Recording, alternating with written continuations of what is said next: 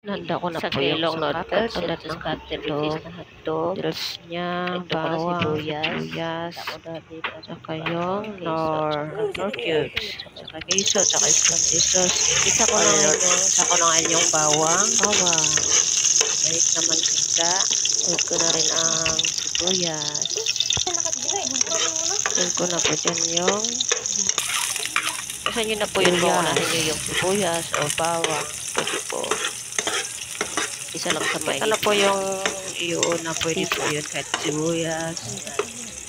Sa akin lang nauna yung bawang bago sibuyas. Pwede po kasi ng aking kasunod na rin yung carnoti. Yung katamtamang laki lang. Kasunod lang siya ng kasi laki lang sardinas. At nilunod ko na rin yung slice ko na mga hotdog. Cheese hotdog po yan. At hihiwa ko po siya ng katamtamang. Cheese hotdog po yan mga kapatid. At inukay ko na po ng dandahan. Nilagay ko na po yung beef cubes. Pampalasan ko ng ating spaghetti. Nor cubes. Nawa ko po ito dahil birthday ng aking chicken pangatlong anak simula sa bunso.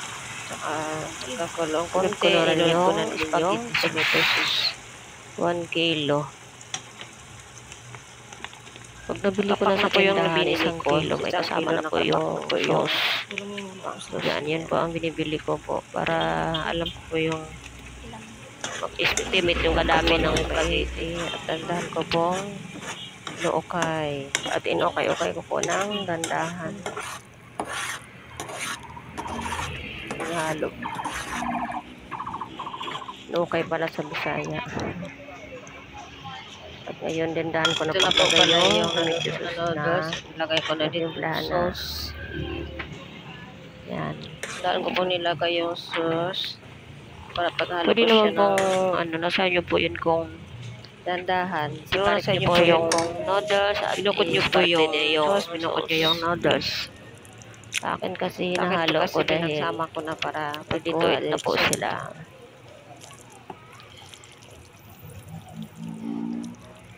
Pwede namang ibukod yung noodles at saka sauce. Taghirap po, kaya konti lang muna ihanda.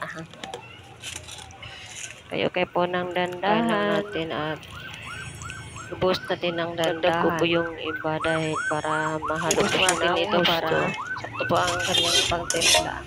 Kahit ganito lang po yung ganito, kahit konti lang. Kaya po yun, nakakatakam na. Hindi po kailangan ngayon yung mabungka. Tinikpan ko muna yung sauce na niluto ko. Tintilo ko po ng maigi. Yung sauce niya kasi parang may halong mainit pa po. Masarap po kumain ng mainit na spaghetti. Lalo na sa ito yung paborito nila yan sa tanghalian, kahit sa ang birthday. Pagkatapos po nito, simple na po nito ay at kung di po kayo nakapag-like, share, nilalagay ko na din yan yung queso. Share din po sana yung kasi lang queso yung nakikita ko sa grocery. Inupusan sila na po bahala. Nagkod ko na po yung queso. Pwede po cheese. Dahil yan lang po kasi ang bakante ng grocery. Hanggang dito na lang po. Sana yung may matutunan po kayo.